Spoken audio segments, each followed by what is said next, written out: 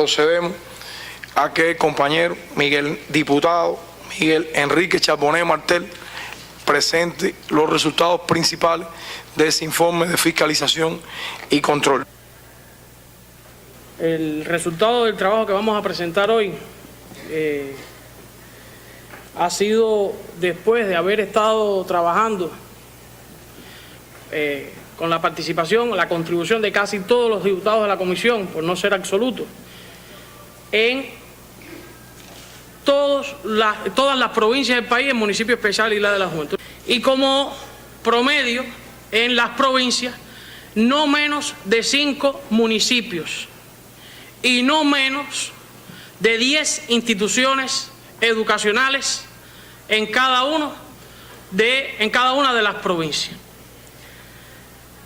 Forma parte el trabajo de la búsqueda que estábamos haciendo desde finales del año pasado y que decidimos extenderlo al primer semestre de este año en relación a la implementación de algunos de los elementos que recoge el lineamiento 145 de la política económica y social del Partido de la Revolución en lo relativo a la calidad y rigor del proceso docente educativo y la atención al personal de la educación.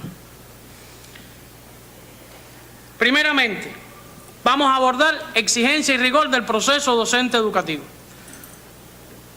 En el intercambio con los alumnos se pudo identificar que se presentan afectaciones en algunos centros por falta de profesores de inglés, esencialmente en primaria, y educación física que se da más reiteradamente en secundaria básica, politécnico y preuniversitario. Me detengo un momentico en este primer elemento para hacer una salvedad. Nada de lo que vamos a presentar es absoluto. Vamos a presentar regularidades, que no quiere decir que se tengan que dar en todos los centros.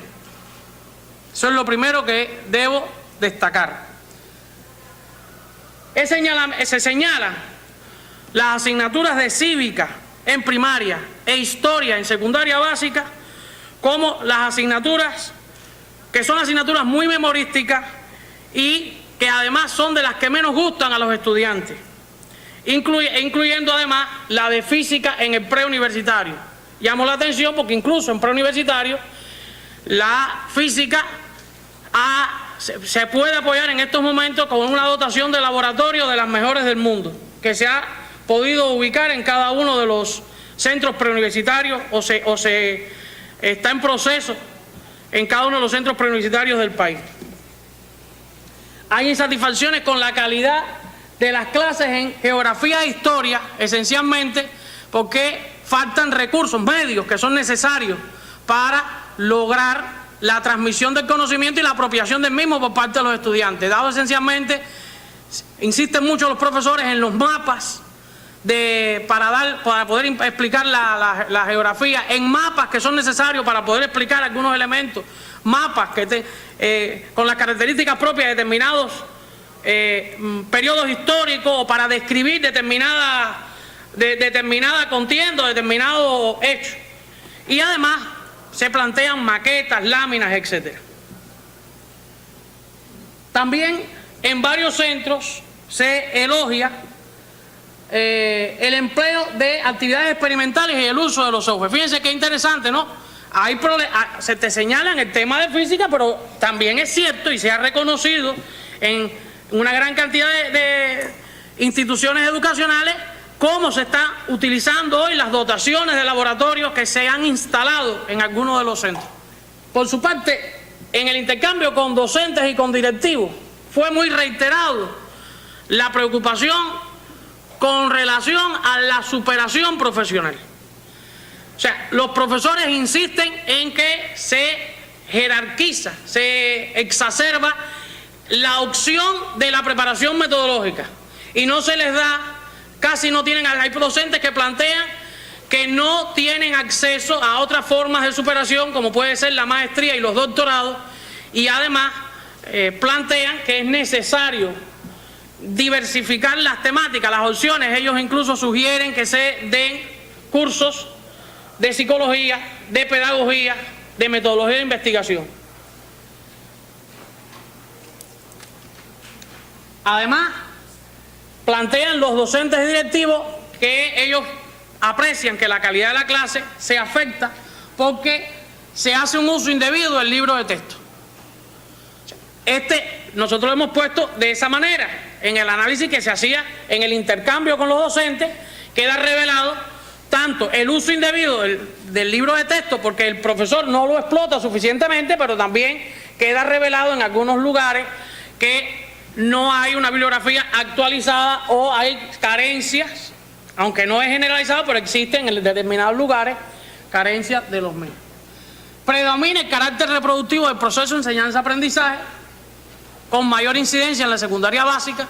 La familia cuestiona, se le preocupa el tema de los trabajos prácticos. Ahí hay el texto del punto, queda evidente lo que nos dio la búsqueda. Observen cómo se muestra por algunos representantes de la familia cubana la preocupación de cómo en la realización de estas se evidencia en la evaluación que se otorga en las escuelas como resultado de las características que tiene el documento que se entrega como constancia, como medio de evaluación, que hay personas que tienen acceso a la información, que tienen acceso a obtener un resultado que es muy superior, y por ello es que se solicita que se utilice mayoritariamente el libro, porque no todos tienen iguales posibilidades de acceso a la tecnología para poder obtener o para poder tener como resultado esos trabajos. Y se identifica como un elemento importante el insuficiente reconocimiento de la familia a su responsabilidad en la educación de sus hijos. No hay correspondencia entre el número de educadores y la cantidad de reconocimientos honoríficos entregados. Existen maestros con una larga hoja de servicio que no han sido reconocidos con distinciones y medallas que son otorgadas por el sindicato y por el Estado. La familia señala que los maestros reciben atención, no reciben ni atención ni estimulación, no tienen reconocimiento, no se les da el lugar que les corresponde, y además se plantea que los elementos de la labor del maestro no son adecuadamente reconocidos en los medios, que se presentan incluso patrones deformados de la imagen del maestro. Existen centros educacionales con condiciones constructivas de regulares a malas, con pocas y malas condiciones en los servicios sanitarios y limitaciones para el suministro de agua potable. Y evidentemente ese último elemento que está ahí salió de manera reiterada en el intercambio con casi el 100% de los docentes y directivos, el tema del salario. Esto es a modo general el resumen de lo que nos dio la indagación el resumen que nos dio la indagación que han hecho los diputados, reitero, en todas las provincias del país y en municipio especial y la de la Juventud. Diputados y diputadas, ustedes tienen la palabra. Me parece que estamos en el momento de hacer un balance. ¿En qué punto estamos? ¿Qué investigación hace falta? Pero investigación para aplicar, investigación para resolver esos lineamientos que están muy claros ahí. O sea, cómo organizar lo que se tiene hasta el momento y cómo avanzar. No avanzamos si realmente no investigamos los problemas que tenemos en cada una de nuestras escuelas, en cada uno de nuestros municipios. Por eso el enfoque en este caso de mi intervención es precisar, destacar, resolver el problema de lo que ya se tiene, de lo que faltaría para aplicar y sobre todo establecer una estrategia para resolver, aplicar, poner en práctica esos resultados, que son los que realmente van a dar el impacto, son los que realmente van a permitirnos cuando realicemos algún otro balance poder mostrar resultados satisfactorios. A mí me parece que si nosotros identificamos en materia de educación, y ya no voy a hablar solamente de la enseñanza media, enseñanza general, enseñanza técnica y profesional, voy a hablar también de la que tiene que ver con nuestra gestión, que es la enseñanza superior. Si nosotros visualizamos la calidad como la excelencia de los procesos cognitivos y el impacto en la comunidad, que es allí donde están los jóvenes, los niños, los que van a Educa a tu Hijo, los que van al círculo infantil. Entonces ahí tendríamos que empezar a cuestionarnos cuáles son las cosas que estaban dichas que había que hacer y no se estaban haciendo. Porque desde cuándo estamos hablando de que la escuela debe ser el centro cultural de la comunidad. Sin embargo, aunque habían algunos mecanismos creados, quizás ahora se ha creado las mejores condiciones con esta flexibilización, que yo lo que le llamaría sería adecuación del modo de actuación de las escuelas para que sea más pertinente en la sociedad. Y cuando yo digo en la sociedad, yo digo en la comunidad, porque Cuba tiene el altísimo privilegio de que en una comunidad pueden haber hasta 4 centros docentes. Y otra preocupación tiene que ver con el vínculo con los lugares históricos que hay en los territorios. No podemos conformarnos con llevar al estudiante, ya sea de primaria o secundaria, a un museo porque queda muy cerca. Porque no se llevan, digamos, en Granma a otros municipios. No se llevan a Dos Ríos, no se llevan a donde ocurrió el reencuentro de Fidel y Raúl en Cinco Palmas, no se llevan al desembarco del Granma, a lo mejor por recursos, pero se puede planificar. Entre todos siempre se puede planificar, porque si lo planificamos para el verano, lo podemos planificar para el curso, para que aprendan mejor, para que sepan dónde queda el sitio, para que no lo lean solo en un libro. En efecto, aquí está bien reflejado todas las dificultades que tenemos en cuanto a la exigencia y el rigor del proceso docente educativo, pero no es la primera vez que esta comisión toca estos temas. Y leo, por ejemplo, falta de profesores, y seguimos leyendo el año anterior falta de profesores. Y entonces sucede que, digamos, el estudiante de secundaria se pasa 2 o 3 semanas sin recibir una asignatura, y en la 4ª semana, por ejemplo, es la evaluación que se mantiene en esa fecha. 2 días antes le dan un repaso, se prepara, hace el examen y hasta sale bien. Ahora, interiorizó ese estudiante, digamos, los conocimientos de historia para la vida, interiorizó y aprendió lo que tenía que aprender para quedarse con esos conocimientos. No lo hizo, lo aprendió para un examen y salió bien, y nos llevamos entonces por esos números fríos. Yo considero que esas evaluaciones también tienen que hacerse sobre la base de qué vamos logrando, ¿no? Y voy además a remitirme al planteamiento que hizo la compañera con relación a la cobertura. Sí, es verdad que en cada evaluación que se hace se habla de la cobertura, y vamos a seguir hablando de los problemas de cobertura, yo creo que unos cuantos años, por lo menos en la capital, en Matanzas y en otras provincias, porque nosotros de un día para otro no tenemos, ni vamos a poder contar con todos los maestros que necesitamos. En primer lugar, porque no nos están ingresando a las universidades de ciencias pedagógicas todos los que necesitamos. Hemos tenido una reincorporación de jubilados, ahora vamos a tener la primera graduación, ustedes lo conocen, se le ha dado yo creo que bastante divulgación o divulgación por la televisión, por la prensa, etcétera. La primera graduación de las escuelas pedagógicas, alrededor de 4.500 estudiantes de primaria, especial, preescolar, que eso no va a resolver la situación de estas educaciones, pero sí va a contribuir a ello, porque nosotros sí estamos garantizando un % alto de ingreso a las escuelas pedagógicas. Tenemos 22 escuelas pedagógicas, más de 20.000 estudiantes, las eficiencias, bueno, van mejorando, la calidad del ingreso va mejorando, y nosotros tenemos puestas nuestras esperanzas, por lo menos en estas 3 educaciones, la situación, ¿no?, lo que estamos haciendo en las escuelas pedagógicas. Por lo tanto, digo eso, y también pongo este ejemplo, bueno, cobertura, pero la cobertura, aunque tenemos todavía déficit, la situación que teníamos hace 4 o 5 años no es la misma. Nosotros hace 4 o 5 años los estudiantes nuestros que ingresaban al pedagógico no pasaban ni el primer año en el pedagógico. Ahora el déficit es mucho menor, y ya los estudiantes permanecen en el pedagógico a tiempo completo hasta el 3er año. Aquí se habla en el informe de cuestiones en el orden material. La situación constructiva de las escuelas, independientemente de lo que se plantea. Es cierto, nosotros tenemos un levantamiento exacto de nuestras escuelas evaluadas de bien, de regular, de mal, pero no solamente de manera general. ¿Cuántas tienen problemas con la carpintería? ¿Cuántas con la impermeabilización? ¿Cuántos tienen problemas estructurales? ¿Cuántos tienen problemas hidrosanitarios?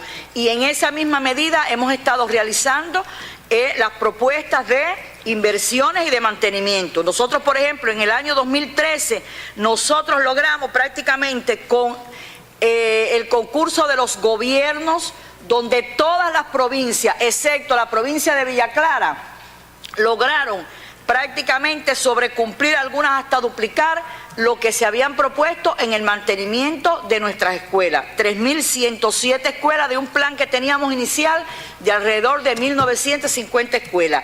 Más de 70 millones de pesos se utilizaron en los gobiernos para el mantenimiento. Naturalmente, nosotros del 2011 al 2013 logramos que 1.000 escuelas que estaban evaluadas entre regular y mal pasaran a la categoría de bien.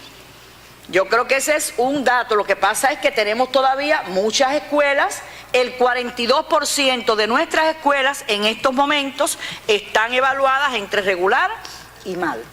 Y hay provincias que han hecho un esfuerzo muy importante, que tienen una situación muy importante: La Isla, La Habana, Las Tunas, Cienfuegos. Es decir, hay provincias que han hecho, bueno, Santiago de Cuba, que prácticamente después de los ciclones, del ciclón del 2008, prácticamente ya tiene más del 90% de sus escuelas recuperadas, y eso es un esfuerzo que se ha hecho, pero de todos modos todavía tenemos escuelas, y mientras la mía no se arregle, aunque las que están en el Consejo Popular alrededor se arreglen, bueno, yo tengo insatisfacción con la mía. Con relación a los recursos de la base material de estudio para los profesores y los estudiantes, es verdad que todavía es insuficiente, pero miren, en estos 2 últimos años, el Ministerio, bueno, a partir de la asignación del país, nosotros hemos empleado alrededor de 20 millones de dólares en la compra de recursos para la base material de estudio de nuestras escuelas. Miren, ya nosotros tenemos en el país el 100% de los laboratorios de preuniversitarios. Ya los últimos que nos faltaban se entregaron, ahora estamos en el proceso, bueno, de instalación, de crear algunas condiciones. Pero ya todos los preuniversitarios, si en cada provincia se hace lo que, bueno, está previsto hacer, de crear las condiciones, ustedes saben que un laboratorio lleva por lo menos un fregadero, agua, electricidad. Ya el 100% de los preuniversitarios están en condiciones de empezar en septiembre con sus laboratorios. Nosotros ya de secundaria básica tenemos 820 laboratorios. Es decir, cuando hablo de laboratorio estoy hablando del módulo, de los 3 laboratorios. Aunque en el periódico ahora salieron unas entrevistas a la directora nacional de secundaria, se habla de un 56%, pero nosotros en septiembre más del 70% de nuestras secundarias básicas pueden iniciar con laboratorios, porque esos laboratorios están en el país. Es verdad que nosotros le hemos dado más importancia, yo lo diría así, a la preparación metodológica, aunque no le hemos quitado la importancia a lo demás, porque nosotros tenemos un claustro muy heterogéneo. Y para nosotros esa preparación metodológica, que son 8 horas semanales, cada maestro dispone de 8 horas, un día completo, y hemos tratado de que sea un día completo dedicado a preparar las clases de la próxima semana, a trabajar con el sistema de evaluación, con los contenidos, pero no estamos cerrados a la maestría ni a los doctorados. Miren, cuando inició la maestría de amplio acceso, nosotros llegamos a matricular 107.000 maestros en la maestría de amplio acceso, y nosotros en estos momentos tenemos defendidos más de 60.000 máster en las escuelas nuestras, y nosotros hemos hecho evaluaciones de lo que ustedes dicen. En el Consejo de Dirección del Ministerio se han hecho evaluaciones a partir de investigaciones, como mismo trabaja esta comisión de investigaciones, porque nosotros tenemos escuelas donde el 50% de los profesores son máster. Y ahí esa escuela, la preparación metodológica, la calidad de la clase no puede ser igual que una escuela donde no hay un máster. Y a ese maestro hay que evaluarlo diferente, y su plan de trabajo tiene que ser diferente, y la exigencia tiene que ser diferente.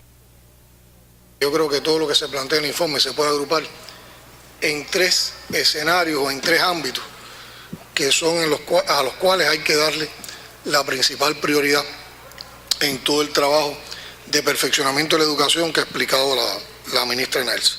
El primer lugar es la calidad.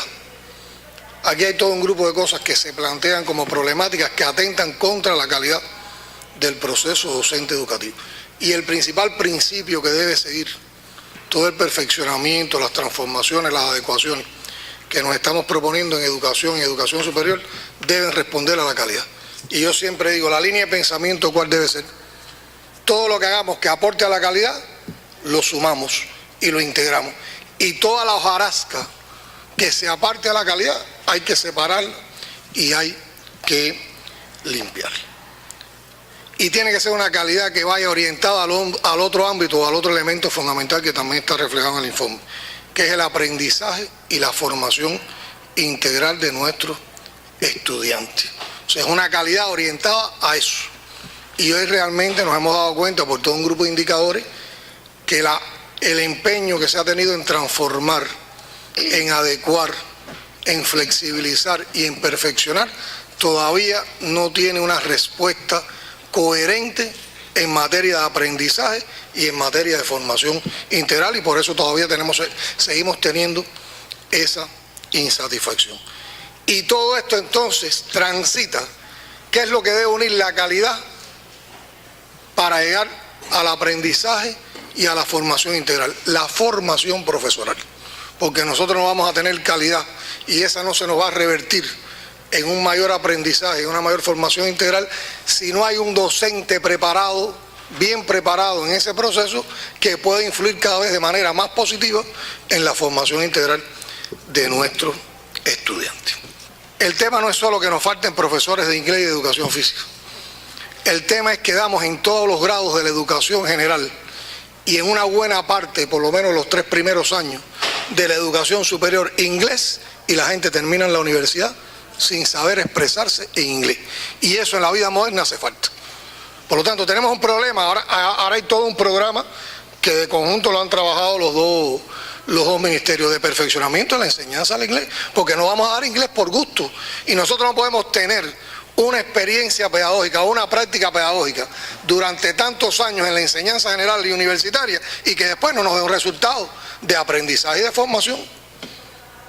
¿Se dan cuenta? Entonces, más que la preocupación por si nos faltan profesores o no, es que tampoco tenemos calidad en el resultado final de esa asignatura. Y eso nos pasa también con la educación física y el deporte. Se supone que si todos los años de la educación general transitamos por la educación física y los 3 primeros años de la educación superior se da la educación física, yo no aspiro a que todos seamos deportistas de alto rendimiento, pero sí tiene que contribuir a una formación cultural, de cultura de vida, donde vamos el deporte y el ejercicio físico como una integración para el desarrollo también de nuestras capacidades físicas, espirituales e intelectuales. Entonces, esos son elementos que son contradictorios en lo que hacemos. Por un lado, un tremendo esfuerzo pedagógico, porque ustedes se comprenderán que para dar inglés y educación física en todos los niveles, en todas las aulas, en todas las escuelas, con las matrículas de estudiantes que tenemos, y que después no se nos dé un resultado adecuado, es una incoherencia. Cuando los familiares dicen que hay problemas de reconocimiento social al maestro, el primer reconocimiento social del maestro, ¿por dónde empieza? Por el estudiante y la familia. Cuando los estudiantes quieren a su maestro, lo reconocen, y eso influye en que la familia también reconozca y quiera al maestro, ahí se empieza a forjar un estado de opinión que de por sí solo le da reconocimiento social al maestro, independientemente de todo lo otro que hace falta: salario, mejores condiciones de trabajo, otras posibilidades. Pero ese solo, y ese es el que el maestro, la mayoría de nuestros maestros, el que más aprecia. Y es muy bonito en un maestro, lo digo por una experiencia propia, incluso en mi vida familiar, en mi madre, saber que después, al cabo de los años, un muchacho viene y le dice: maestro, ¿usted se acuerda de mí? El muchacho es médico o ingeniero, usted me dio clase en tal grado. Ese es reconocimiento social que a veces también lo teorizamos tanto que lo escondemos y no sabemos qué es lo que queremos concretar. Entonces, ¿cómo una familia me va a decir que el maestro no tiene reconocimiento social? Si la familia es la primera que tiene que aportarle reconocimiento social de ese maestro. Está el tema del estudio independiente y de las salidas que tiene el estudio independiente, cuando algunos se quejan con toda razón que si tal trabajo hay que ir a internet o depende de las posibilidades que tenga una familia u otra. La ministra explicó cómo está planteado, porque además el estudio independiente es importante y la orientación del estudio independiente es importante, porque en clase enseñamos a aprender. Por lo tanto, al estudiante le tenemos que crear cualidades, posibilidades, hábitos para que después de la clase siga aprendiendo. Y no podemos ser tan paternalistas, tenemos que ponerle tareas, orientarle estudio independiente para que él por su propio esfuerzo consolide conocimiento y sea atraído por otros conocimientos.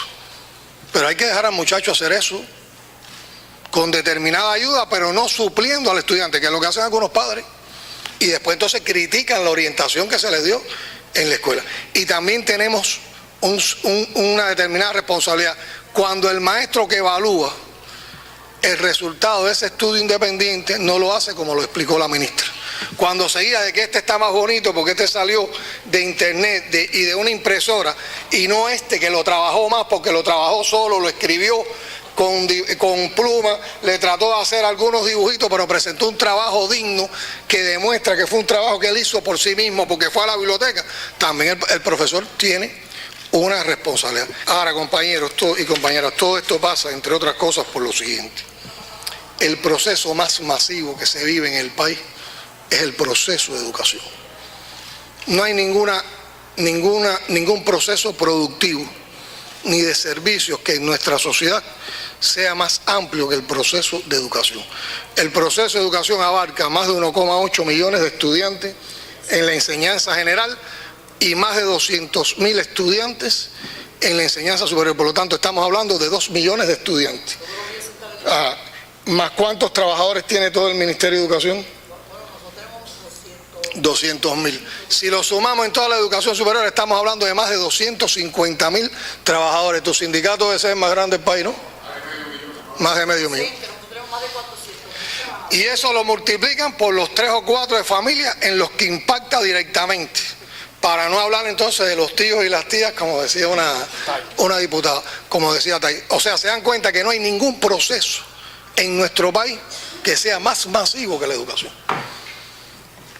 Y que como forja el futuro del país, también es de más interés por la población, por todos.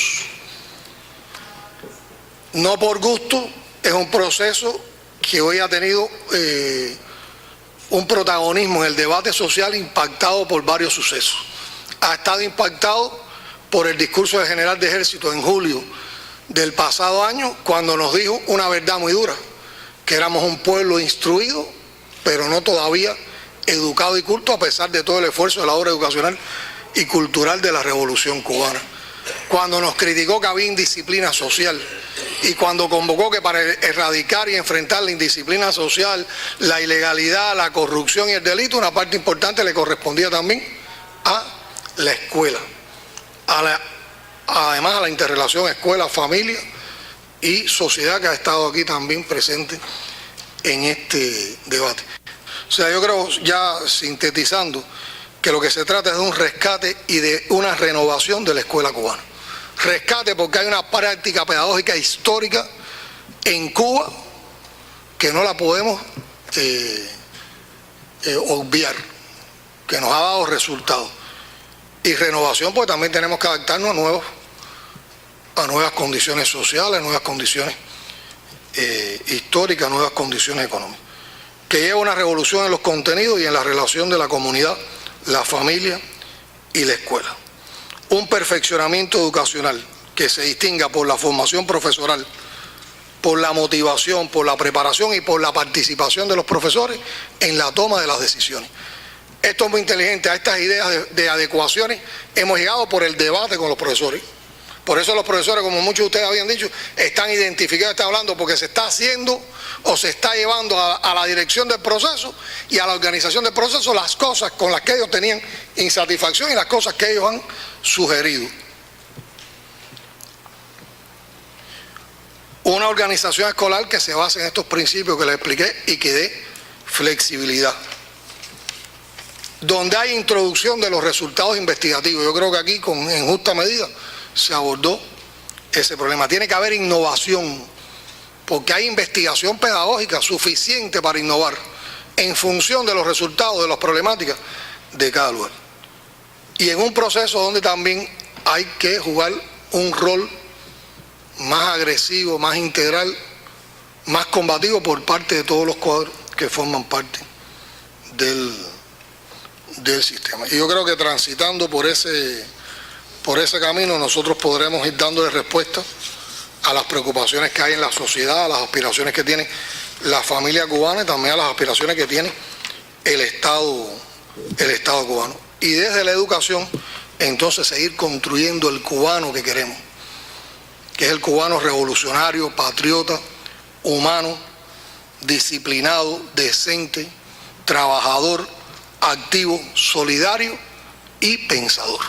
Y yo creo que ese es el gran reto que tiene la educación cubana en los tiempos actuales. Nosotros estamos cumpliendo con este trabajo que hicimos de fiscalización, las orientaciones de la propia Asamblea Nacional, y estamos cumpliendo con las funciones que como comisión, desde que nos constituimos, establecimos. La fiscalización a la secundaria básica. Aquí es importante decir que tuvimos como antecedente, que está en la próxima diapositiva, la directiva número 2, aprobada por nuestra comisión, en la que se prioriza la atención a las instituciones educativas como centro de formación de valores y de las acciones que potencian el amor a la patria, el trabajo, la educación cívica, moral y estética. Observaciones que pudimos ver en estas visitas y a partir del intercambio con los profesores y con los estudiantes. En primer lugar, se plantea que en el modelo de secundaria básica, que es la formación integral del adolescente, no se cuenta con un subdirector para atender el trabajo educativo. El trabajo educativo que es esencial en esta escuela. Los profes plantean de que para la propia formación de valores y con los cambios que se han hecho en los últimos tiempos también en la secundaria, este es un elemento que pudiéramos tener en cuenta, que se autorice un subdirector para atender el trabajo educativo. Sobre los jefes de grado, ellos hablan de que a pesar de la matrícula o independientemente de la matrícula, sería necesario que en vez de un solo subdirector se volviera a los jefes de grado, a los jefes por grado, para hacer más personalizado el trabajo. Respecto a la educación cívica, que sabemos que hay cambios, pero bueno, esto lo vimos en el mes de febrero, ellos plantean a estudiantes, alumnos y profesores que las temáticas no están en correspondencia con el cuaderno del estudiante. Por ejemplo, ponen el código de familia, que está muy generalizado. El libro de cívica es un libro para los 3 grados, en algunos lugares no se encuentra en buen estado. También existe preocupación por el sistema de evaluación. Esto lo vimos igualmente en una reunión que tuvimos algunos diputados con muchachos ya de la FEU, de pedagógico, que también planteaban el tema del sistema de evaluación de la secundaria básica, que no cierra en etapas definidas en este nivel de enseñanza, tema que ha sido planteado en los diferentes niveles según los propios profesores. Algunos profes expresaron que tienen poca preparación para trabajar con la familia. Esto nos lo dijeron muchos profesores, los más jóvenes nos lo dijeron también. Ellos plantean de que los padres les exigen a ellos, los padres les exigen a los maestros y no a los hijos. Otros se despreocupan. Existe dificultad en diferenciar una escuela de educación familiar a una reunión de padres. Eso lo vimos también, no hay una claridad en qué cosa es una escuela de educación familiar y qué cosa es una reunión de padres, y se confunden los conceptos, se entremezclan y se bifurcan ahí.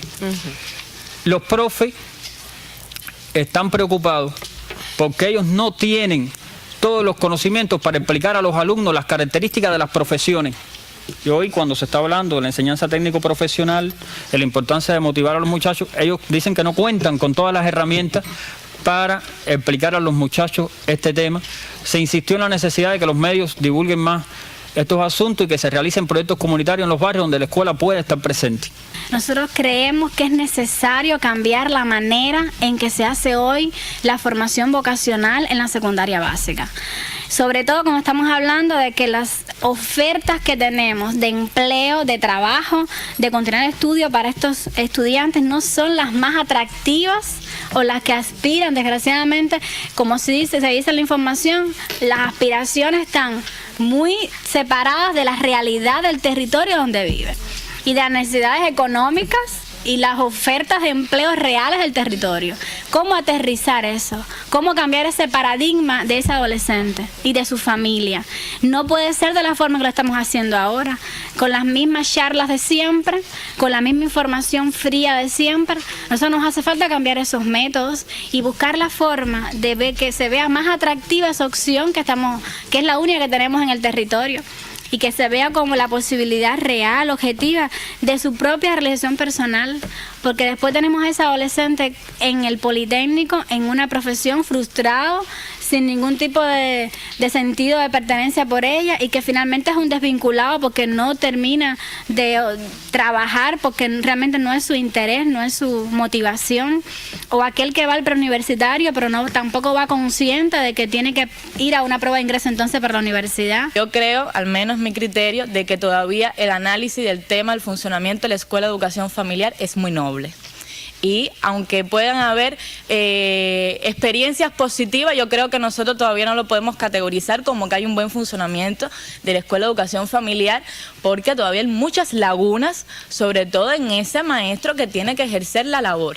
Y aunque existe todavía esa discusión de lo que le toca a la familia y le toca a la escuela, sí, la escuela es la responsable de dirigir el proceso, porque es el que tiene el conocimiento, tiene las normas y tiene la misión de guiar ese proceso de educación, incluido además de poder orientar a la familia. Y hoy el claustro no está completamente preparado y no podemos todavía aspirar, ojalá que tuviéramos un psicopedagogo en cada escuela, pero la labor de orientación a la familia tiene que incluirle a cada profesor. Con esto digo de que todavía esto es resultado de un mal análisis, de que hoy, por ejemplo, no se analiza en los consejos de dirección de la secundaria básica al cerrar el curso cómo ha funcionado la Escuela de Educación Familiar y el trabajo con la familia, el diagnóstico de la familia, de la comunidad donde está enclavada la escuela, está dirigido solamente a temas demográficos y no al funcionamiento propio interno de cada familia, del escolar o del adolescente de la secundaria básica.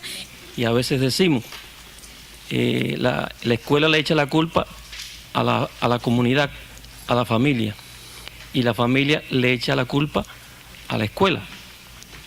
¿De qué se trata entonces? Yo creo que de lo que se trata es de que la escuela juegue el papel que le toca a la escuela y que la familia juegue el papel que le toca a la familia. ¿Qué es lo que no está pasando? Porque hoy estamos en la pelota. Messi le pasa la pelota a Di María y Di María a Messi. Y al final lo que hace falta es el gol, ¿verdad? Bien. ¿Qué yo pienso que tenemos que hacer en este sentido? Otros dicen que es porque los maestros sean nuevos. No, compañeros, eso no es la esencia del problema. Yo creo que una de las cosas más lindas que ha hecho esta revolución fue la campaña de alfabetización. ¿Y quiénes la hicieron? Los jóvenes. Jóvenes de 12, de 14, de 16 años. Pero miren, fueron con conciencia, fueron con valores a esa tarea. Y miren, hoy lo que nos está pasando en la formación de maestros y profesores es precisamente valor y conciencia. Yo creo que no puede formar valores quien no los lleve. Yo creo que no puede hacer conciencia quien no la tenga. Yo creo que no puede exigir disciplina quien no la demuestre. Y yo creo que no puede crear amor a la patria quien no sienta amor por la patria. Entonces, si nosotros medimos estos elementos y de verdad le damos el valor que tienen, estaríamos trabajando en función de resolver ese problema. Yo creo que hoy hay que trabajar con el maestro. Por tanto, nosotros estamos trabajando por estabilizar la secundaria de AENA y todo lo que estamos haciendo es para eso. Eso depende mucho, y ustedes lo dijeron, de la realidad del territorio, de la propia escuela, del director, de su cobertura, de su claustro, y ahí tenemos que apostar también nuestro trabajo, pero estamos trabajando en esa dirección. El tema de la formación vocacional y la orientación profesional es uno de los aspectos que estamos trabajando. desde el Ministerio de Educación con mucha profundidad. Comparto lo que aquí se ha dicho, es verdad. Son muchos factores los que inciden, porque es un proceso que no es privativo de educación, es un problema social donde incide no solo la escuela, la familia, la comunidad, las organizaciones políticas, las de masa, todos los sectores de los territorios. Y nosotros, desde la escuela, que sí tiene responsabilidad, es cómo organizar ese proceso de manera que se trabaje en función de garantizar la fuerza calificada de los territorios.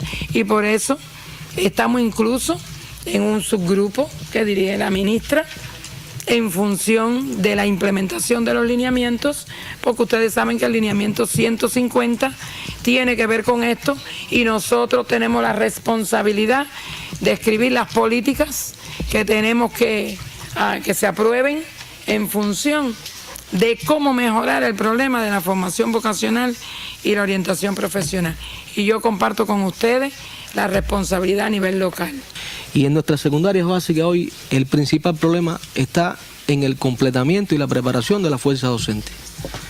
Nosotros no aspiremos a un cambio si no logramos resolver este problema, porque eso es igual a una buena clase, que como aquí los profesores viejos lo ratificaron, una buena clase da salida al conocimiento y al aprendizaje, una buena clase da salida al conocimiento de la historia, una buena clase da salida a la labor política y ideológica, y una buena clase da salida a la formación vocacional y la orientación profesional. Pero si no tenemos quién da la buena clase no lo da la computadora que la tenemos en las aulas, o sea, no la da el video que también nos apoyamos, los medios técnicos nos apoyan si lo utilizamos bien con ese profesor físico para ello. Y en primer lugar el tema del completamiento tiene que ver también con las deficiencias que tenemos en la formación vocacional y la orientación profesional.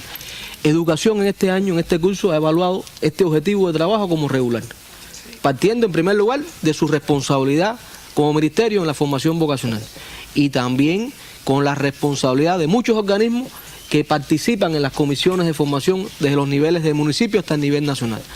O sea que tenemos una cuestión ahí, Yuneski lo explicó, solamente un 9% hasta el corte último que se había hecho de los estudiantes que se gradúan este año habían aspirado al magisterio cubano, teniendo una plaza, teniendo una beca, teniendo un pupitre, teniendo un profesor para que nos prepare a ese joven universitario. Y el otro tema tiene que ver con la preparación, que como se ha planteado, tenemos todavía carencias en la preparación de ese docente. Aquí un profesor hablaba ahorita del tema de la alfabetización. Realmente hay jóvenes que alfabetizaron con 10 y 11 años. Muchos de ellos aprendieron más que lo que enseñaron, porque fueron a enseñar el ABC de la educación, pero aprendieron más de la vida, de los problemas en aquel momento. Y hoy, ¿qué tenemos en la secundaria básica? El reto de la formación integral de ese adolescente cubano, pero ¿con quién? Con jóvenes profesores en formación, que también están aprendiendo de la vida, de todo, y están también tomando el conocimiento de nuestras universidades, combinando el estudio con el trabajo. Entonces, tenemos que todos ayudar a que ese joven también se forme integralmente y tenga mayores espacios de preparación. Yo creo que las adecuaciones que se van a hacer para el curso que viene en la secundaria básica van a dar posibilidad de que ese maestro joven tenga otros espacios de preparación. Y tenemos que unir los factores, tenemos que lograr con esos profesores, lograr que tengan disposición, compromiso, asumir responsabilidades mayores, en el sentido ya no solamente de ser revolucionarios, de que también aspiren a ser comunistas, de que integren esa vanguardia, de que puedan ser mucho más ejemplo para ese joven, y también de reforzar el trabajo pioneril. Nosotros tenemos que apostar al liderazgo de las organizaciones estudiantiles, los movimientos juveniles en la enseñanza cubana, como vías, como herramientas de trabajo que tiene la juventud, que tiene el partido, para también influir en ese joven íntegramente.